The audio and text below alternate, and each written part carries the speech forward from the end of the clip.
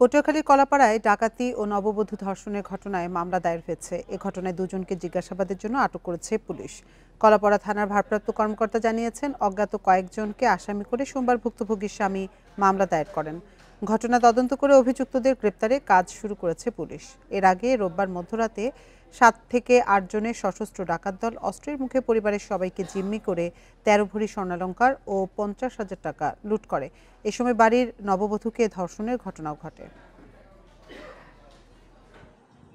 নারী শিশু নির্যাতন আইনে মামলা আমরা নিয়েছি এবং আমরা ইতিমধ্যে তাদের শনাক্ত মতে তাদের অ্যাটিটিউড আসামিদের অ্যাটিটিউড এবং তাদের এই সম্পর্কে যে আবদ্ধ হিসেবে আমরা দুজনকে সন্দেহজনকে আটক করেছি।